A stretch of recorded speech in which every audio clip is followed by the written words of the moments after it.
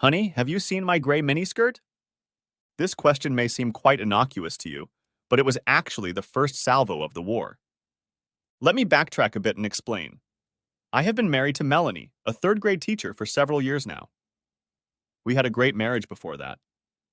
And then Tanner happened again. Tanner was my wife's longtime ex-boyfriend. To me, he was just a name. In July, he was back in town for a short-term job and asked to call Melanie. My bitchy sister-in-law, Beth, gave him all her contact info. In fact, in retrospect, you can tell she took a certain amount of pleasure in it. Beth told me I had to be careful because Tanner and Mel were pretty close. So when Mel asked if I would have lunch with him, I, like a big fool, agreed. By the way, my wife started seeing Tanner almost every day during long lunches at his job while she was on summer vacation. After a month or so, she came to me and confessed. Apparently, they had had a very long, very passionate relationship, which he had cut short when he got a job far away from here. He left her, and she was devastated for a long time. She started to get her life together, dating someone serious again. Then Tanner came over for a week and ruined that relationship after she partied with him for 3 days straight. Eventually, she met and married me. Needless to say, I didn't know any of the story until she confessed to me, telling me that she was having fun with anyone. We had been fighting. I wanted to know what she was up to. She refused to promise to stop having fun with him. He was perfect.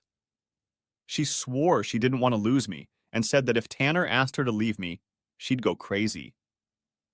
Isn't that sweet? She wouldn't stop seeing him for me, but she'd feel awkward if he asked her to stop seeming like me. I started making a fuss, Beth called, Sil, and she pissed me off, telling me that if I didn't let this happen, I'd lose her for good. Mel also told the son of a bitch what she had told me. Since I didn't leave her right away, she would now use her freedom to see him after work and on weekends, even though she swore she would be discreet and still love me. At this point, I didn't want to lose her, but felt helpless to stop this attachment without the nuclear option of divorce. She made an immediate appointment and wore a special gray miniskirt we had bought together while dating. When I objected that it was mine, she said she wanted to look good for him on her way out the door. I felt like I had lost her to an ex. I felt like never before when I walked into the bar. My friend Keith had had problems with adultery in the past, and he advised me to find Ed. He was the bartender. Upon entering the bar, I was out almost immediately. The establishment was moderately full. One woman laughed. It was a full and throaty laugh that reminded me of Melanie, and it certainly reminded me of what she was doing and probably laughing about now with Tanner. The hilarity contradicted my mood. However, Keith was adamant that I talk to Ed, so I tried not to cringe and walked towards the bar. Ed looked very traditional for a bartender. White shirt, black vest, and mustache. I almost looked for those stupid armbands you see in old black and white photos, but apparently he wasn't that obsessed. He glanced at me and then just shook his head. He grabbed a couple bottles from under the counter and started pouring. He placed a shot glass in front of me. Drink? I looked at him questioningly, but he only gestured to the glass. With excitement, I took a sip and immediately almost spit it out again. Oh my God, that was awful! I almost shouted, looking at him accusingly. I almost reached out to grab him by the vest and drive my fist into his face. But instead, I looked at the glass. What's this? He smirked. Yes, it's supposed to be. It's olive and onion juice with a little chili and bitters. I stared at him even more. Why would you do that? I'm not paying for this. It's on the house. But I made you angry, not scowling. You don't look like a beaten dog, and I'll bet you haven't spent the last 2 minutes thinking about anything. I wondered, and he was right. Of course, just acknowledging that fact brought it all back. But it was hard to focus on it when I wanted to run a grater over my tongue. I'm Ed. You look like you need to talk. Yes. It was hard to give the details of my cuckolded infidelity to a stranger, but Ed had an answer for that too. He poured 4 shots of alcohol. I checked to see what bottle he was doing it from. He only hummed that it was a good thing I could learn, and said he'd be back to chat when I'd finished them. I got through them pretty quickly and we started talking about innocuous things. My job, my car, what teams I like, etc. He pointed out a few pretty girls, and we didn't hesitate to make suitably masculine statements about their physical attributes.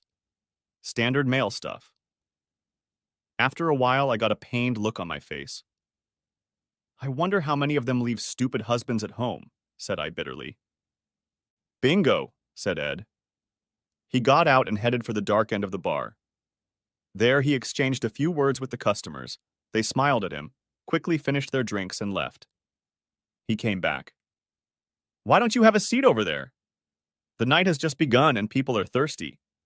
When things settle down, we can talk about it some more. So I did.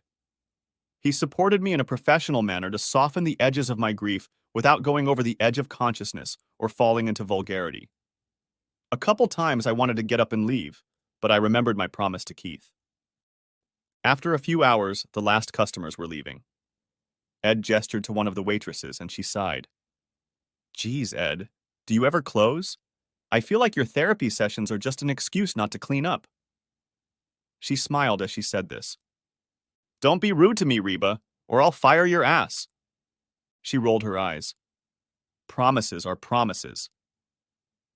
She served up a couple cups of coffee before she emptied the decanters and started setting things up in the back of the bar, leaving us alone.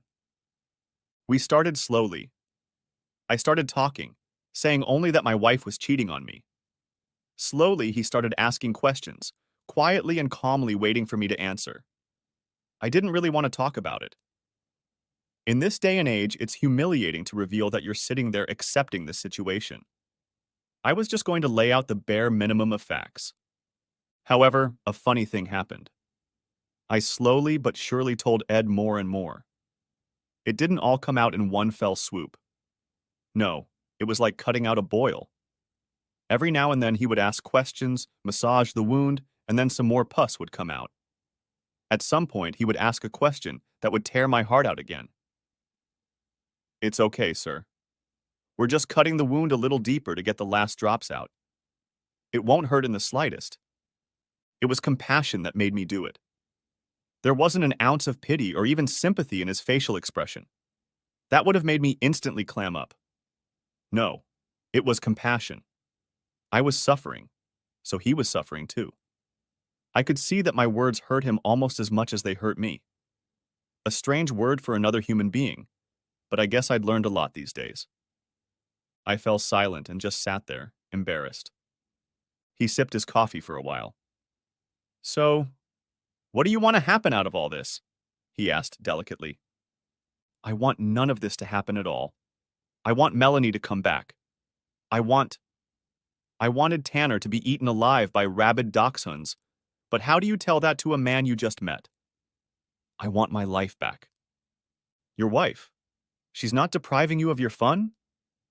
I shook my head. So, can you live with that? Accept the role of backup? He said softly. I visibly wrinkled my nose and shook my head vigorously. Good. At least you've got some self-respect. But you don't want to leave her? A final hesitation. If I just leave, he wins everything. But I've already lost. He won her. Bullshit, said Ed angrily. He didn't win anything. There was no contest. You fought to keep your wife. But your sister-in-law fought and is fighting you to let her sister do it. Tanner, of course, wants to keep entertaining a woman he doesn't have to pay for. And your wife, who should be fighting to keep the two of you together, is fighting on his side. You, my friend, are in the minority, and they are trying to get it into your head that this is all normal, that the wisest thing you can do is to accept her little affair. But why? Howled I. Yes, I howled. I'm ashamed to admit. Because your wife doesn't think she'll suffer any losses. Can I see her picture? Slowly, I pulled my wallet out of my pants and held it out to him, revealing the photo. Ah, yes. She's very pretty. Any man would want to spend time with her. No wonder. Unsurprising what? Bluntly I said. It's not surprising that she thinks she can do it. She thinks she won't feel any pain. that she's a package any man would want, and that you'd be a fool to throw her away. You need a plan to rid her of that delusion. But what if I lose her?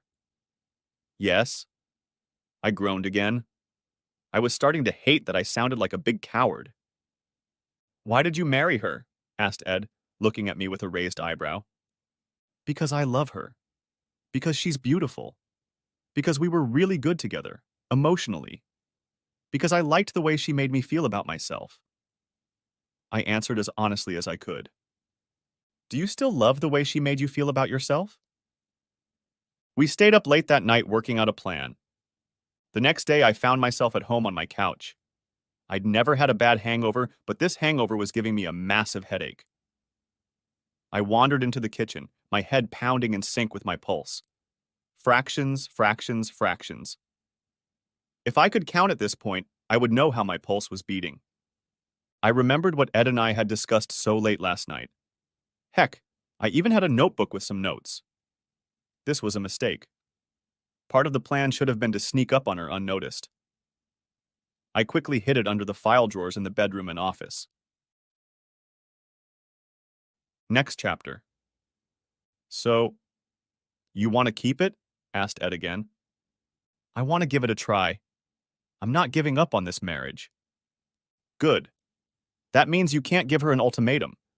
She's made it clear that you can't ask her to give up that asshole Tanner, but he can ask her to give up you. If you give her that ultimatum, which frankly you've already done, albeit rather weakly, then even if she refuses him, she'll resent you for making her. And that will likely put an end to the relationship as thoroughly as her running off with that asshole. Likewise, you can't do something stupid like kill his cheating or even beat him up. But we'll talk about that later. So what should I do? We went a little deeper into our cups. Stay put and try to remind her of everything she likes about you. You have to make the choice very obvious to her. It could cost you, he warned. It's already cost me my marriage and my self-respect. How much money? Said I sullenly. Are you telling me to just stay with her, and when he's done entertaining her, for me to act like nothing happened? He frowned. Is that what you want? No. I want to win. Well, there's winning, and then there's winning. You stick around long enough for her to come around. Everyone makes mistakes. You're going to give her a chance to make the right choice. And if she makes the wrong choice? He saddened and shrugged. Then you can make a few of them too, knowing full well what's going on. And you give yourself time to prepare. Prepare? But he didn't say anything more on the subject. Next chapter. The first thing I did was stop by the stationery store. It was something I wanted to do for myself, not something I discussed with Ed. I was carrying a large year-at-a-glance calendar to the register when I passed a rack of pens. The colors caught my eye, and I glanced at the display case. Finalizing my choice, I picked up the red and blue Sharpies, paid, and left. Back at the apartment, I hung it in the bedroom as a study. It was mounted in the wall with washers and screws drilled through the heavy laminated paper and screwed into the studs. I was experiencing anger and didn't want it to just disappear. Plus, using the tools made me feel more masculine in some ways. Then, starting January 1st, I started marking each day with a little blue check mark in the corner of the day. This went on for quite a while, but it distracted me from the fact that Melanie still wasn't at the apartment, and she was at Tanner's having fun with him in the gray skirt I bought her. I mentally noted that little detail. When I got to July during lunch, which I foolishly let her go to with Tanner without knowing the history of their relationship, a relationship she was hiding, I started drawing little red X in the corner of the day. There was nothing special about them. But if you focused on the calendar, you could see a sea of blue, and then the red dots that became more and more frequent. Every time I thought or suspected she was with Tanner, the day became a cross. Finally, I got to the day. That horrible day when my wife, my favorite wife, told me she was cheating on me and wanted to keep cheating. I stared at it, and finally swiped a red Sharpie right across the calendar and into the drywall. Holy crap. So much for subtlety. Now I'm going to have to go back and replace everything. At this point, Ed and I were sipping foreign beers because we were in weird mental territory. Okay, it made sense at the time, but we were both half in the sack.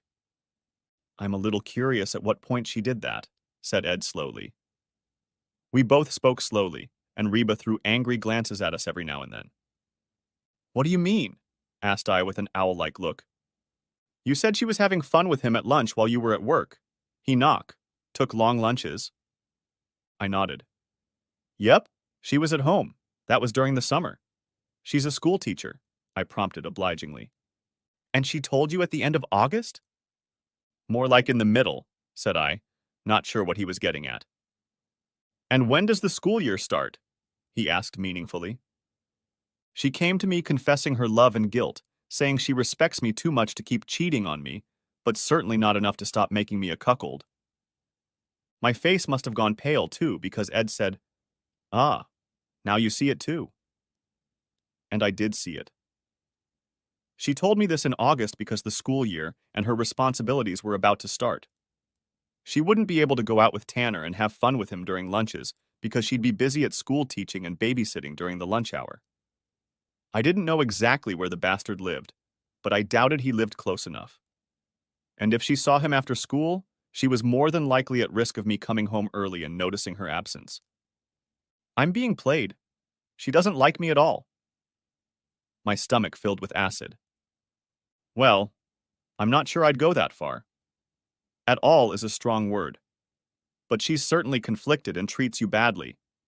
She seems to be making more of an effort to stay with you than she has in the past, if that means anything. She should be done with him or done with you, not torturing you over this half-on, half-off mess. Torture. Yeah, he'd hit it right on the mark.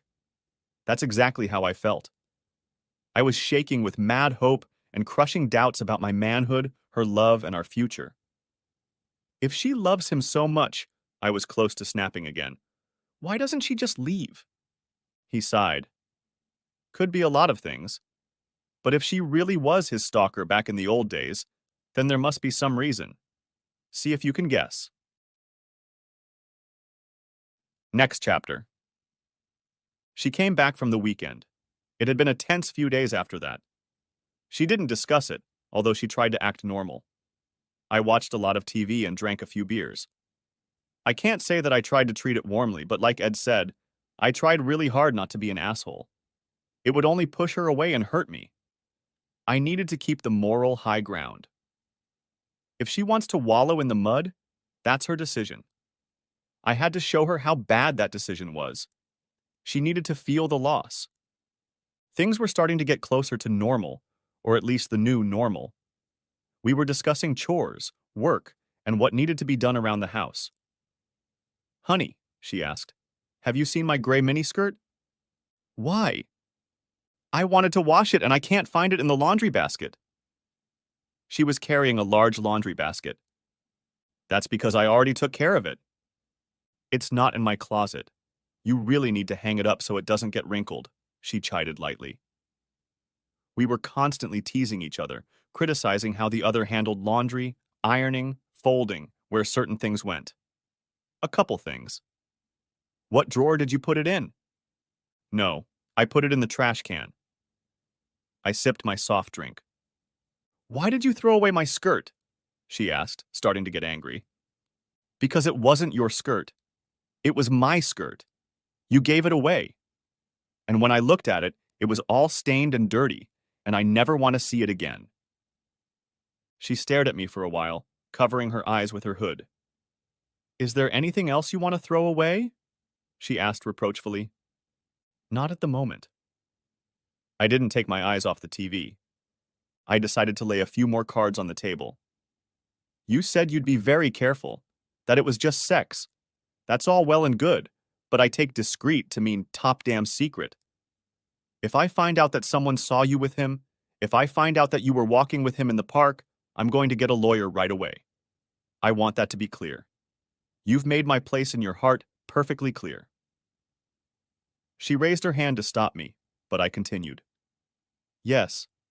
You want to feed his ego and make him feel like a conqueror. It's so incredibly hurtful, I can't put it into words.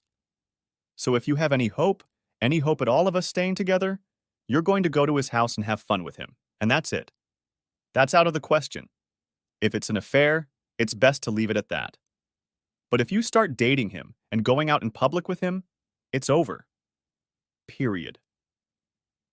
How often do you have fun during the week? Asked Ed suddenly, half emptying the bottle of vodka. Pardon me? Before Tanner or after? Never mind. He waved his hand for me to continue. I don't know. 3, 4, 5 times a week. And how long does it last? It's kind of personal. He just shook his head. Okay. About half an hour a day. A session? Sometimes 2 or 3 sessions a night. I remembered her telling me the day before yesterday that she'd spent 2 hours with Tanner. So 3 to 6 hours a week at best. Yeah. There are 168 hours in a week, so most of the relationship actually takes place outside of bed. You want to try to keep her. So you need to deny her the opportunity to have a non-sexual relationship with him. Give her an ultimatum. Yes, that does involve watching TV and having some talking. He shook his head. I know. And she'll probably have dinner and movies with him. There's nothing you can do about that.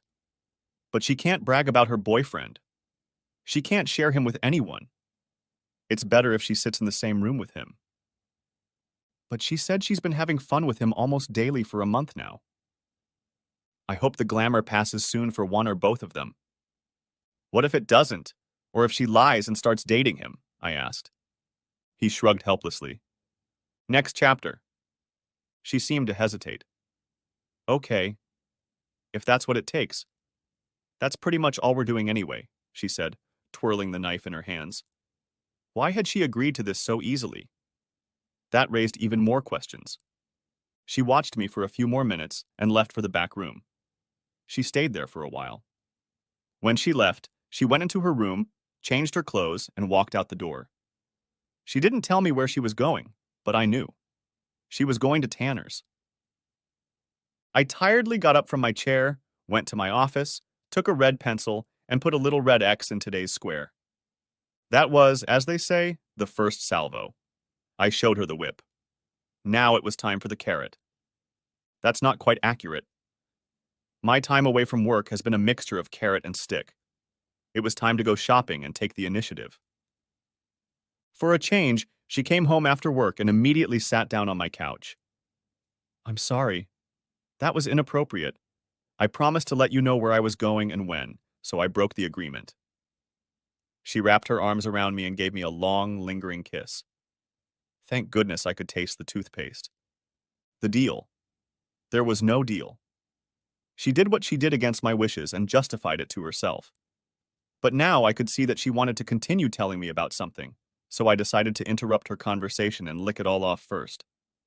Yes, and I wanted to apologize too. Here. I pulled out a large gift bag. She sighed in surprise and opened it. Inside was the attaché case she had long ago pointed out as a potential birthday present. Since I was pretty thick with hints and innuendos about the gift, she had to be pretty blunt and tell me exactly what she wanted. I just want you to know that I appreciate you so much more than anyone else.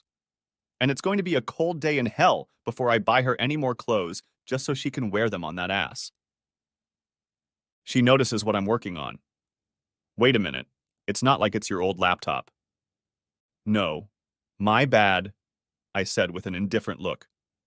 Since you won't be around that much, I figured I needed something to distract me. I stared at her, daring her to make a single comment. I drove to Best Buy, bought one of the more expensive models, and put it on our card. She stared at me intently, and I could see a million comments swirling around in her brain. Well, he certainly looks handsome. She paused again, fighting herself. Well, you've been so good to Tanner. I guess I can't complain, right? No, you can't, I said bluntly. And I'm not a very good sport. I still want you to stop seeing him.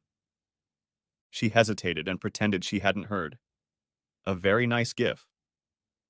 So, what do you want for dinner? Oh, by the way. She started again. I interrupted her again. Here. I slipped an envelope into her hand. She blinked in surprise. What's this? Is there anything else in here? Oh, nothing much. These are the tickets I bought to see Blue Man Group at the theater this Friday. Mel stared at me, clearly shocked and conflicted. I wish you had warned me ahead of time. I already had plans for this Friday. She actually looked me in the eye when she said that. Next chapter. It's like I'm bribing my wife, I said glumly. Ed wrinkled his nose. Well, how many women do you see marrying bums off the street? Women need breadwinners, people who fulfill their needs. So you have to take care of plying her with wine and dinner, socializing with her, taking her out on dates, and making sure he can't do the same. He took a big sip and continued. Besides, if all your friends see you doing all this for her and things go wrong, he faltered, and I nodded. Twice that week I asked her out to dinner and dancing. Twice that week she told me she was going to move Tanner's ashes. Mostly she was only gone for a few hours. After all, these were work days, and she had a lot to do during the day. Every day after she returned, I would stop by the laundry room, and that outfit and those underwear would go in the trash. I don't think she noticed, at least not yet. Every time she came back, she acted a little guilty and didn't describe what she had done. I didn't pry for details. I just asked, "Did you go out with him?" And she always said, "No." That was enough. For now. The next afternoon, Melanie sat in front of a huge pile of papers on the kitchen table and hurriedly corrected them. As a school teacher, she had to bring home and correct a lot of homework. She had tests and lesson plans, and she had a busy week. When she saw me, she smiled and pulled back the chair next to her to pile everything up. Back in the good old days, curse her, it was the good old days, we would sit together and I would help her wade through them, making funny comments about her students and checking each other's math. It was one of our many bonding moments. I walked over to the refrigerator and grabbed a beer. Honey, I'm so glad you're here. I'm just swamped with work. I have 3 lesson plans to do and a test tomorrow, and I'm swamped with homework. From the look on her face, she didn't understand a thing. That was what we were doing. It was our work together, and it was putting me in a quandary. I liked helping her. I liked supporting her. It was one of those little things we shared together. But if I helped her, I'd make it easier for her to have fun with Tanner. Sorry, honey. I'm a little tired and I need to do something on the computer, I said regretfully. Babe, I could really use your help. I know, but I'm tired, and the reason you're behind has nothing to do with me. Wait a minute. You've taken me out twice this week. You're just as much to blame for that as I am. Frowning slightly, I considered this, then picked up the papers and stacked them in a stack. I separated a quarter of the stack. You're right. I'll do it in the office, and anytime you get behind, I'll be happy to help you. But only then. Can't you just sit here and do them? She asked sadly. Okay, I agreed, and did more than I offered. We had a good time, but the gargoyle looming over our marriage was on her mind, and I only gave in that one time. Friday came, and she dressed again in one of her best outfits. I sat reading a book as she walked through the living room. This is your last chance. Blue Man Group isn't coming until this weekend. I can promise you'll have a much better time with me than you did there. You'll get dinner and a show. She only smiled slyly. Yes, of course. Honey, I don't see why you don't just move the date to Saturday. I'm only going to sleep over tonight. I can't. I didn't go into detail as to why. Well, I already made that promise, so I made a mental note to draw a red X for tonight. She kissed me on the lips and walked out the door with a small overnight bag. Yes, I was seething with disappointment. But I didn't lose my temper. I had places to go and things to do. I woke up late the next morning, and to my surprise, Melanie graced me with her presence. I disentangled myself from the sheets. Her side of the bed was untouched, so she hadn't actually laid down with me. But she was making breakfast. I glanced at the clock. Late breakfast. I wandered into the bathroom to relieve my bladder a little, brush my fangs, and wash my face. As I was brushing my teeth, I heard our landline phone ring. I heard Melanie answer the call. She spoke cheerfully for a few moments, but then I heard a note of something in her voice, and her tone changed instantly. She quickly curtailed the conversation. I saw her in the mirror. She was looking at me with indescribable surprise. That was Abby. She said they had a great time with you at Blue Man Group last night. She paused. You didn't tell me you invited Abby and Ryan to go in pairs. No. I poured some shaving cream and started smearing it on my face. She wanted to know why I wasn't there. They were surprised when I wasn't there. You didn't tell them I was busy? No. I started running the Mach 3 razor over my skin. What did you tell them? She asked cautiously. I said you had other plans that you couldn't change. They couldn't make Saturday, so I left it at that. We had a great time. Damn it. I could have made a deal if you'd told me the whole story, instead of playing those sneaky tricks. Nice. Very nice. It wasn't enough to go on a date with your husband. It had to be your husband. And something else. It's no mean trick, and you had every opportunity to do the right thing and come with us. I didn't tell them until I showed them because I was hoping you'd have a freak out and reschedule your session. Tanner will be in town longer than the Blue Man Group. Mel was stunned by this. I guess so. But that still doesn't change the fact that you tricked me. Why didn't you cancel when I hadn't changed my mind? Why? You'd rather I stay home and cry because my wife cares more about having fun with some other guy than going out to hang out with her husband and friends? I'm sorry. I'm not wallowing in sadness. I had a great time. I lied. I spent most of the evening fending off well-intentioned questions and couldn't stop thinking about her at Tanner's house. I guess I was a better actor than I thought. Besides, it would ruin their evening too. How many lives do you want to ruin just to mess around? I asked. It was nonsense, but it sounded good in my head. She froze for a second, closed her eyes, and shuddered. You know what? I'm not going to worry about it because you're not going to let anyone find out about it. I won't let you do anything. And I kicked the bathroom door shut right in her face. Damn it, I scratched myself. Then I went into the shower and had a good cry. She got even more contemptuous. Next chapter.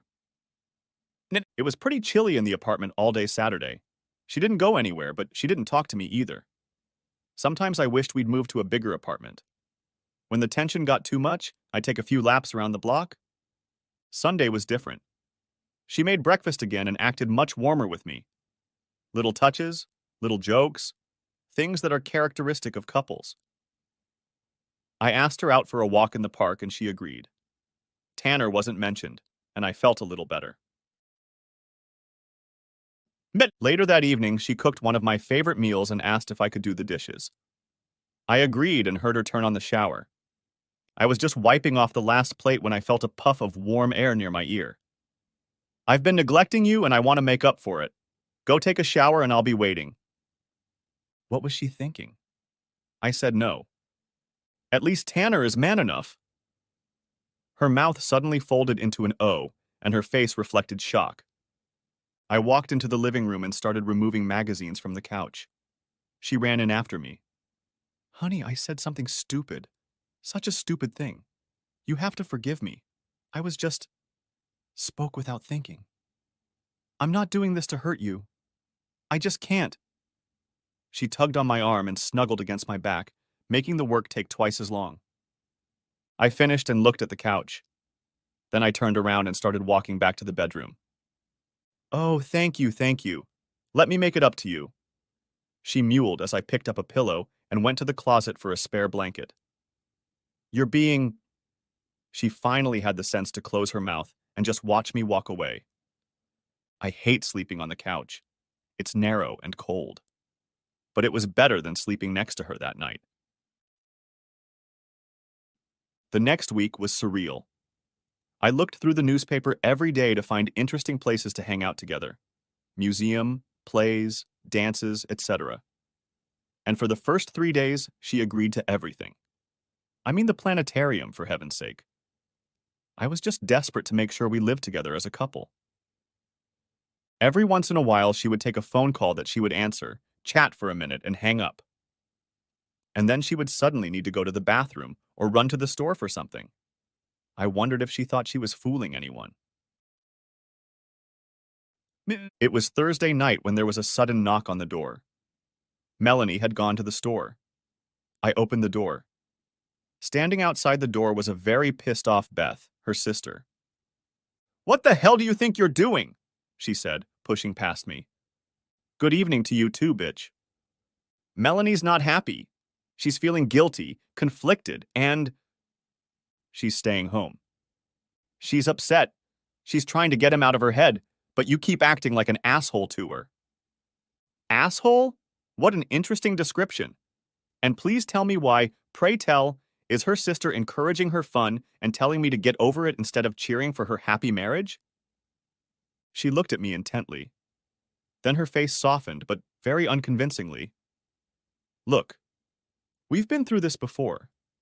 The last couple times, the relationship didn't end well. There was no—" She was looking for a word. Closure. This time she's trying to work it all out. She doesn't want to leave you. I talked to her, and she's hysterical about the idea. But she needs, a room. She needs to put her demons to bed. The only thing that gets put to bed is her and that asshole. I opened the door. And you took sides, and you're not on mine. Don't call me with your offers again.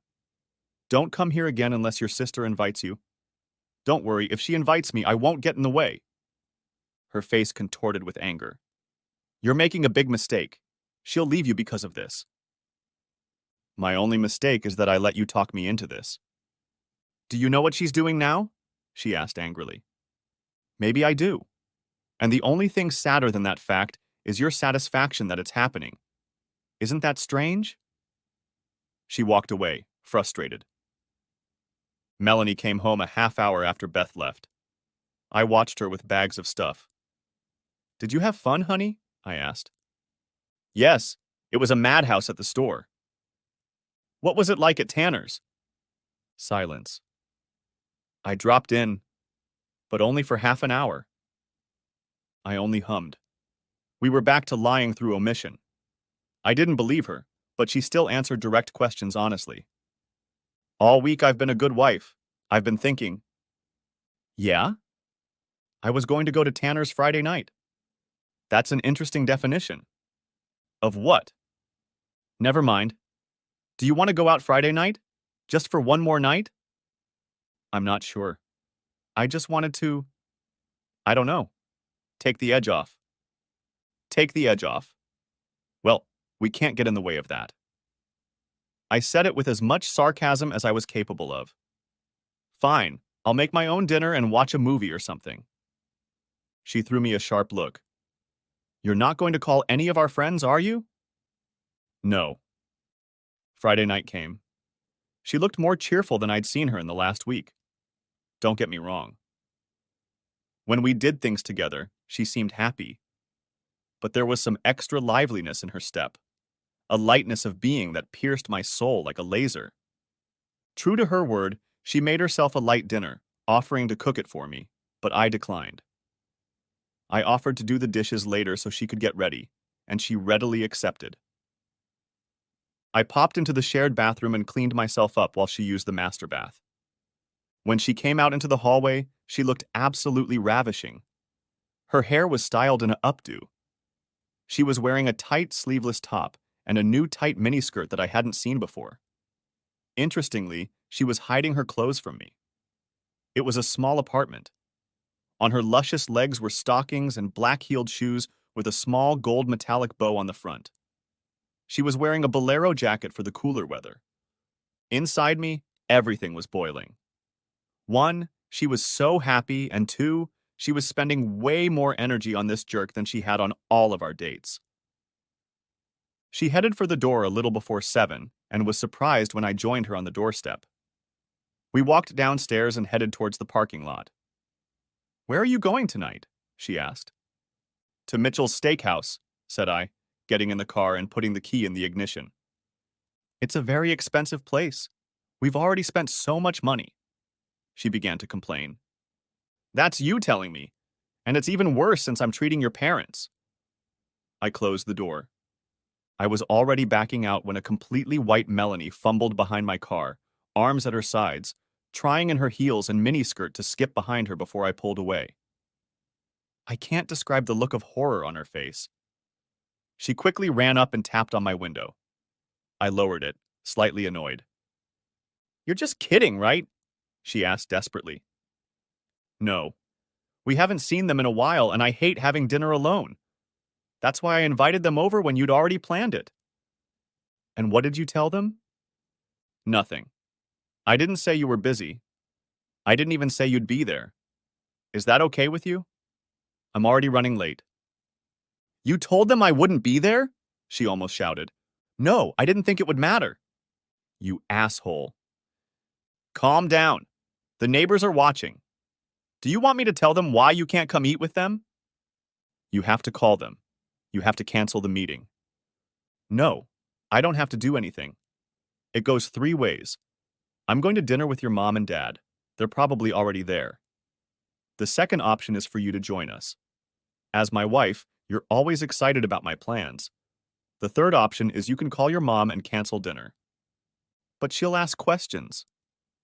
The thought horrified her, and I had no idea why, though I could be sure I'd thought about it. Okay, come with me.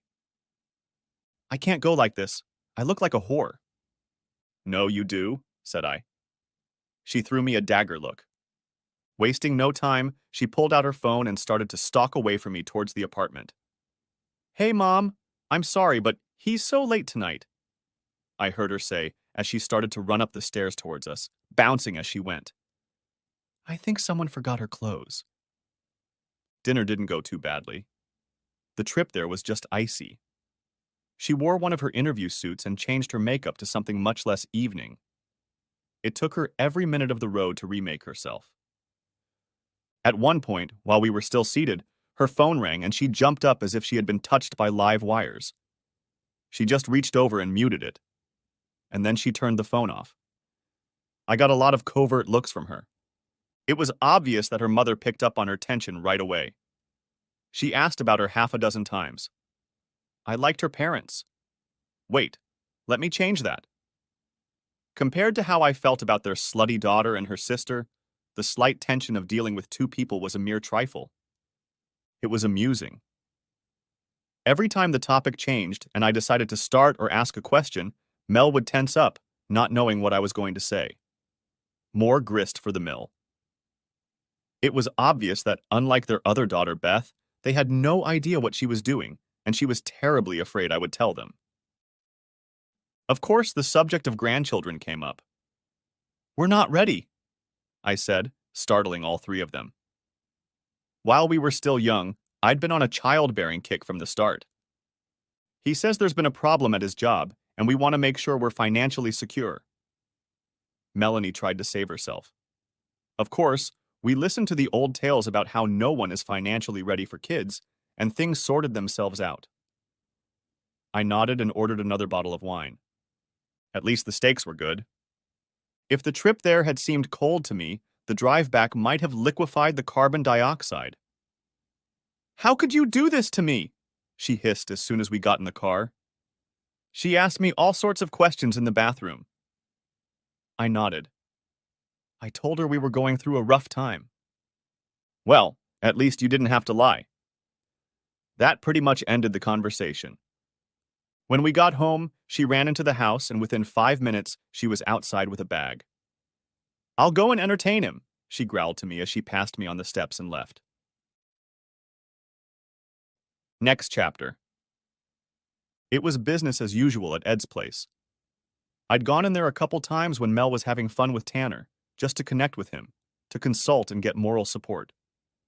The atmosphere of the place appealed to me, and I wasn't as depressed as I used to be. Knowing that someone was on my side, that I wasn't alone, made a difference. Ed set the gin and tonic in front of me, which I sipped gingerly before taking a drink. He only grinned. How are things on the home front? Her parents don't know. I'm not sure if it's because she's cheating on me or if it's because she's cheating on me with Tanner, but she was horrified that I'm having dinner with them tonight. He wiped his glass with a napkin. And what does that get you? He asked, watching me closely. I sighed. Nothing. If I have to blackmail her into being a good wife, then the marriage is already dead, and I might as well take the papers today. I sipped from my glass. But isn't that what I'm doing now? The bartender frowned slightly. It looks like it, but there's a difference. You're just putting her on notice of the natural consequences if and when it comes to light. You're not so much threatening her with exposure as you are making her uncomfortable with her own lies. She doesn't think I have the courage to expose her and kick her worthless ass out. But she doesn't want it to be known. Ed wrinkled his nose. Well, that's something else for you to ponder. I nodded, finished my drink, and left. I was surprised as hell to wake up and see Mel. The drink must have had a stronger effect on me than I thought. I double-checked to make sure it was really Mel. Isn't that sad? She looked up at me with a smile on her face and a hint of regret. I'm sorry about what I said yesterday. I saw the flash of anger leave a mark on her face. Caught me off guard, that's all. You keep making things harder than they need to be. I want to try and fix things. Make them the way they used to be. Can we fix things? Have we screwed things up so badly that we can't fix anything anymore? Maybe. I paused. It was easier if I didn't look at her. I've planned a trip to Memphis for next weekend. You and me, nice hotel just off Beale Street. Barbecue, live music, steamboat ride. Sounds wonderful. Honey, can we afford it? Probably not. She tensed for a moment, then pressed a little closer to him. Okay, let's do this. When are we leaving? I'll drive you to work Friday morning and pick you up after school. It was a good day. She made breakfast again and did a load of laundry. She'd been paying more attention to it lately, probably because she'd lost half her clothes. I canceled her Victoria's Secrets card, but she didn't say a word. Lunch passed in silence, and I decided to wander around changing the oil in our cars so there would be something to do. I had a lot to think about. She hadn't said a word about Tanner after this morning's revelations, and I didn't want to ask. Finished, I showered and thought about it. She hadn't made any promises. Was it something to do with her parents? Guilt? Regret? Love? Finished, I approached her in the kitchen. She was starting to make dinner. Why don't we just grab a couple of hot dogs at the movie theater? I suggested. What? She looked at me hopefully. Why don't we go to the movies? Let's go on another date. That chick flick thriller you wanted to see came out last week, and we haven't had a chance to go yet. She smiled after a brief hesitation. Good. It'll save me from doing the dishes. The movie was just as you'd expect. There was a ghost, a murder, and an unhappy wife. A movie about revelations and knowledge about people. Even before the second reel started, it was clear that the husband had done it. This movie was also a revelation for me. In one scene, the wife on the screen walked to a closet that reflected the room behind her. She opened it and took out a small box. When she closed it, the glass reflected an obviously dead woman. The director hadn't turned on any music leading up to this shot, so it was a complete surprise. Melanie didn't jump. I'm sure there are many explanations for this, but I chose the simplest one. I was tired of grasping at straws. She approached me in bed that night, and I pushed her away. It's a little early for me. She looked sad. Let me know when you're ready. I rolled over and fell soundly asleep. Memphis turned out to be everything I'd hoped it would be. Not exactly a tourist mecca, but the food was good. Beale Street had a lovely pedestrian alley with bars up and down the street where you could always get a drink and some company. The music was phenomenal. Everything would have been perfect, except I wanted to go with someone. Friday afternoon, I carefully loaded my stuff and drove to the airport, completely neglecting to stop by the school first. It might have seemed like a small thing, but strangely enough, I didn't care. To avoid wasting money, I turned off my cell phone so I could enjoy the ride without any distractions. Still, by Sunday morning, I was feeling somewhat guilty, so I changed my flight to an earlier one, using one of Mel's credit cards to pay the fee. When I got home, I turned on my cell phone and noted that I only had 6 messages. Back at the apartment, I found her filing her nails on the couch. She glared at me as I stowed my things in the kitchen. How could you do this to me? I had to call a cab. At work. Do you know how embarrassed I was? I can hazard a guess. No, you can't. I was so glad we could be reunited. I was looking forward to this trip. And then you never showed up. You mean I ran off to have fun on my own with no regard for the fact that it might hurt you? Yeah, I have no idea what that feels like. And she looked like I'd punched her in the face and then flushed with anger. Why are you being so difficult about this? I told you I was getting rid of it. No, you were putting him into your system. You've had a lot more fun with him than you've had with me, and I know you've been seeing him and going on dates. Her eyes darted back and forth. What are you talking about? About that movie. It was a thriller and you didn't jump up once in the scary scenes. Not once. Why? She switched to another topic. You're changing the subject. Why are you trying to drive me into Tanner's arms? I think if you didn't want to lose me, you'd treat me with more respect. I stared at her for all of 5 seconds. Then I laughed in her face contorted in bewilderment. You want to lose me? My face kind of grinned. I wasn't sure of my expression. Lose you? You know, for a while I thought I was losing you to Tanner. That guy was beating out my time as a partner. But you know what? I was wrong. I tried to put my thoughts into words. The Greeks used that little garland to signify victory, and the only person who can put it on your head is your partner. So I never lost to Tanner. I never fought Tanner. I fought you. You ripped that wreath off my head and decided to put it on his. And that tells me everything I need to know about our relationship. She began. Leave it alone. I grinned. Yes, I was definitely grinning at this point. Then I snapped my fingers in a dismissive gesture. Go on. Run to him. Because I've been thinking a lot about what you said to me. If everything you said is true, then I have nothing to worry about. If Tanner wanted to marry you, he would have gotten you a long time ago. He doesn't. He's had every chance. Your first relationship, your second affair, and now this one. So I can worry about you running off with Tanner. But I don't have to worry about him taking you. He just wants to have fun. I'm sure he's really turned on by the fact that he comes along and ruins your relationship, and you're obviously stupid enough to let it happen. Her face turned ashy, and her mouth opened and closed several times. You don't know what you're talking about, she finally squeezed out. Of course not. I turned around and picked up my beer.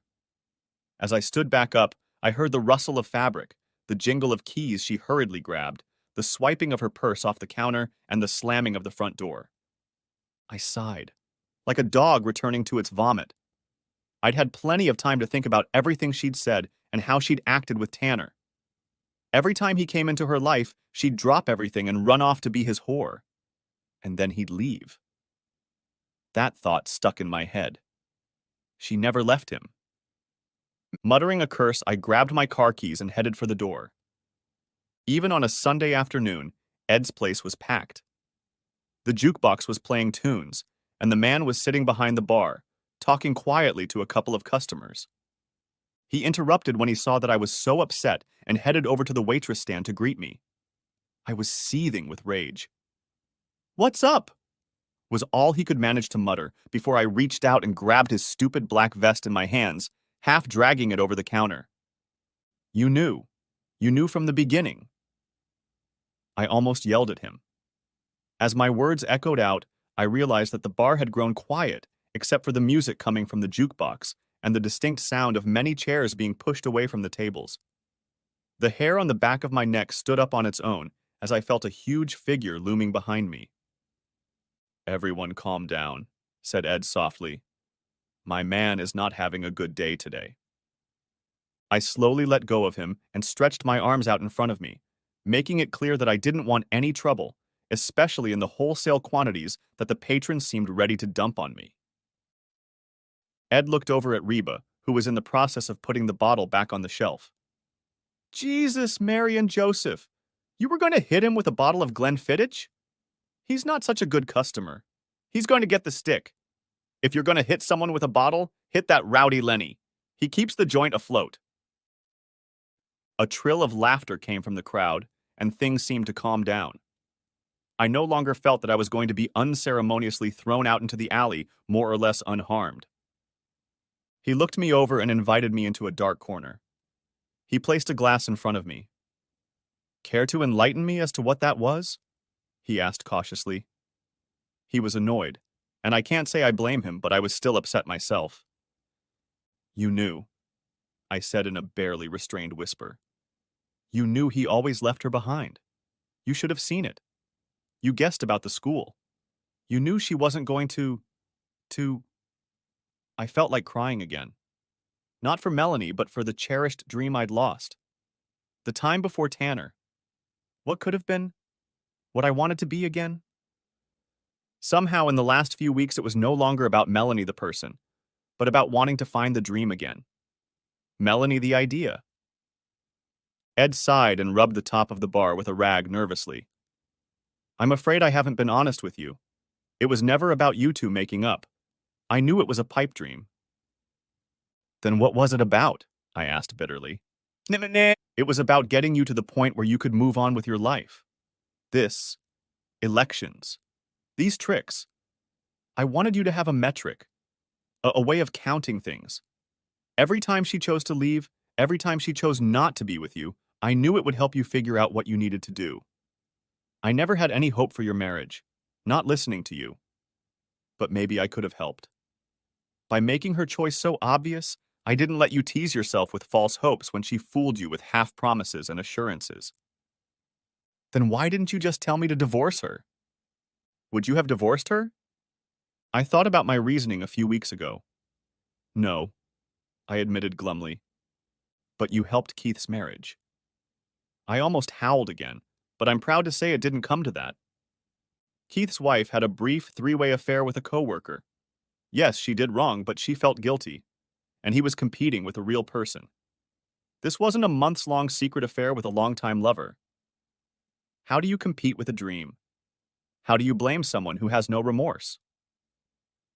I took the glass and exhaled slowly. "She's a drug addict," I said. Ed nodded sagely. "If you look at it like Tanner is a drug, it all makes sense.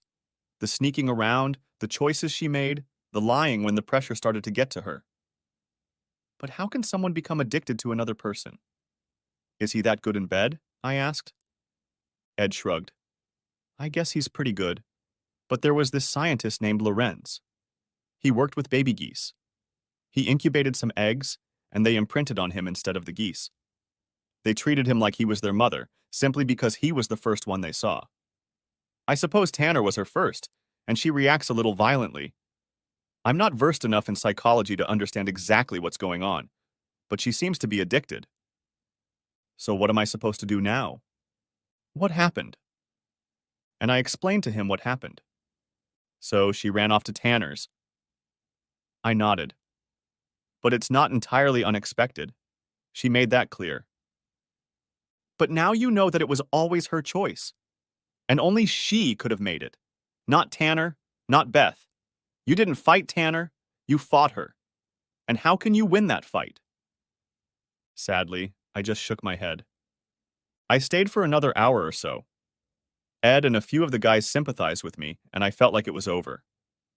Pulling into our parking lot, I was surprised to see her car parked there. I frowned. This was unexpected. What was even more unexpected was that the crying, black-haired girl wrapped her arms around my waist and held me like her life depended on it. It was... He...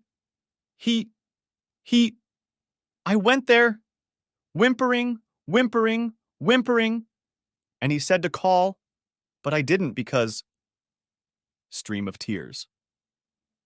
If you're having a hard time keeping track of it all, you'll sympathize with what I went through trying to make sense of her sobs, gurgling noises, and the fact that she was pressing her face into my collar as she said all of this. Eventually, I managed to calm her down enough that she was able to hold a semi-rational conversation. I was so mad at you for saying that. Anyway, I got there and he wasn't expecting me because I was supposed to go to Memphis with you, and it was too humiliating to tell him that you... Get back on track, I said curtly. You took me there. I let that slide past my ears to find out what this was all about. And I went to his house because he's a guy who doesn't have to lock his door. And, yeah? I was getting bored already. And Bet was there having fun with him. She started wailing some more. I pressed my lips together and nodded understandingly. So that was her point. What? She looked up at me from her tissues. I was wondering why she was so insistent on talking you into entertaining him. Why she was trying to get me to roll over. What? She repeated. Had she always been so stupid? Or was I just now noticing it, blinded by her good looks? I mean, he probably entertained her first, and she should have given him your digit since you two have such a history. I guess if she wanted Tanner, she should have stepped in for you. Why would she do that? She knows he's me. She clenched her jaws. I threw her a look full of disgust. I guess someone couldn't shut their goddamn mouth about him being perfect, and good old sis decided to give it a try. She was clearly devastated by this, and I tried to elicit even a glimmer of sympathy from her, but I couldn't raise a spark. And? I pressed. She looked down at her hands resting in her lap. And nothing. Really?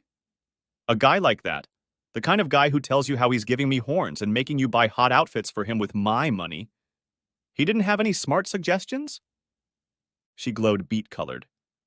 He, she wailed again. I knew what was in store for me, and I wasn't disappointed. Honey, we can fix this.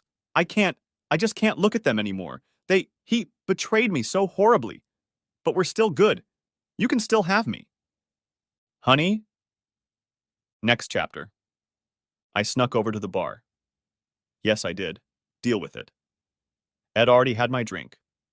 Now I was a regular, though I wasn't turning into an alcoholic. I came for the socializing. As I packed, I took down the wall calendar and stuck a legend on it. Blue checkmark, faithful wife, Red Cross, Tanner's whore, and mailed it to her family. She needed help, but not from me. Shortly afterward, her parents invited me over for dinner. They were saddened rather than angry, though when the rage came out, it was oddly not at me for upsetting their little girl. Apparently, Melanie had first picked up Tanner back in high school, and he'd used her, living in her apartment and being such a bad influence on her that she'd struggled with her studies for a couple years. When he got a job and left, she tried to chase him halfway across the country using her parents' credit cards. It wasn't just our relationship she neglected because of him. The second time, she was engaged until she left her fiancé for 3 days with Tanner, acting like a whore in public. And then he just walked away, leaving her heartbroken and alone. Most of all, they were disappointed in Beth. She knew how vulnerable her sister was, and throwing Tanner around her neck like that was reprehensible. I had a feeling that reconciliation with them and their parents was going to be a long time coming. They shook my hand, hugged me, and wished me well. There was no doubt about what I would do. The only thing that surprised them was how patient I was with their daughter. She doesn't deserve you, her own mother said. You can't think of a worse criticism from your own kinfolk. 3 times she'd had the chance to confront her hormones and not take the cruel piece of shit, and 3 times she'd failed. I've been patient. Everyone makes mistakes, but she seemed to keep making them, and I wasn't going to be the one filling in for myself while Tanner was in town. I wasn't losing to Tanner. She was losing. And speaking of Tanner, I turned to Ed to provide me with an alibi. He flatly refused. You can't do that? Why not? Because it's bad for your soul. I pondered this for a moment. All in all, I'm a pretty good person. I think I'll risk tarnishing myself a little. He looked at me. Revenge doesn't do any good. Justice, on the other hand, is another matter. It seems that once he knew the details of my little problem, he took a couple of his patients/patrons/friends, the distinctions are really blurred at this point, and they did a little research. Turns out that Mr. Tanner, in addition to being perfect for rather feeble-minded women, was also a civilian contractor for the local military base. They were responsible for remodeling the entire IT structure in some of the buildings, and surprise, surprise, they were way behind schedule. Jim, who worked on the base, thought this was a suspicious embarrassment and discussed the matter with the Waste and Abuse Office. Long lunches are not considered a crime in the Army, except when people start paying attention. Suddenly, soldiers and other civilian contractors were being asked a lot of questions. The atmosphere began to tighten up. People had to work harder and explain themselves more. This caused an uproar on the job, and because Mr. Tanner's abuses were mentioned by name and he bragged about his midday entertainment, co-workers accused him of ruining a good job. Ed talked to the congressman whose son he had helped get into an unpleasant relationship, and the congressman talked to the base commander. The company was put on notice. Tanner's name was mentioned prominently. Hank, a trucker, stopped by the town Tanner had originally moved from. Since he was here temporarily, he decided to look around. Apparently, Tanner had a steady girlfriend there with whom he was very serious. So much so that he was visiting her on a monthly basis. From what I understood, Hank decided to tell a couple strangers at the coffee shop that this bastard named Tanner was entertaining girls left and right at his job in Columbus. That his girlfriend happened to be at the table next to him was pure coincidence. Judging by her comments and Hank's questioning, she possessed a far less malleable and long-suffering character than Melanie. "So that's it?" I asked Ed. "In exchange for my marriage, he might lose his job and his girlfriend? Seems like a pretty bad trade-off for my marriage to me." Ed shrugged. "I understand how you feel, but we're doing what we can do, not what we'd like to do. And karma knows how to handle the Tanners. Besides, it wasn't just him." I nodded. Melanie had her own karma. She hadn't taken the divorce well, and it was even worse when she found out how much debt we'd accumulated. It seems, as with adultery, if your partner accepts your purchases, they should be used equally, and barring some cash advances she didn't know about, we now had a lot of debt. My job had a lot of potential for growth. A teacher? Not so much. Psychologically, she was a wreck too.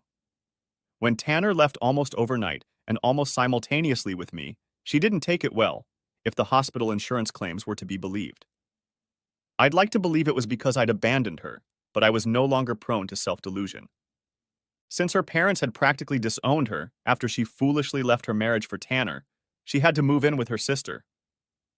I wished them the mutual recriminations they deserved. As for me, I got over Melanie pretty quickly. I took my time dating a girl named Tess, but you can be sure we talked a lot about our exes. Epilogue. I finished my drink and decided it was time for a snack. Tess was busy today and I was a deer. After eating, I decided to go to the movies. I was in line to get my ticket when I saw him. It was a guy with a lost expression on his face. He was wearing a wedding ring, but he came to the movie alone. The traces of self-loathing were all too familiar. I walked up to him. "Hi, you don't know me, but I do know you. I used to be you. You look like you could use a drink. Why don't we ditch these stupid movie tickets and go see a guy I know? His name is Ed." The end. Thanks for watching. I hope you enjoyed it. So subscribe to my channel and watch the next video.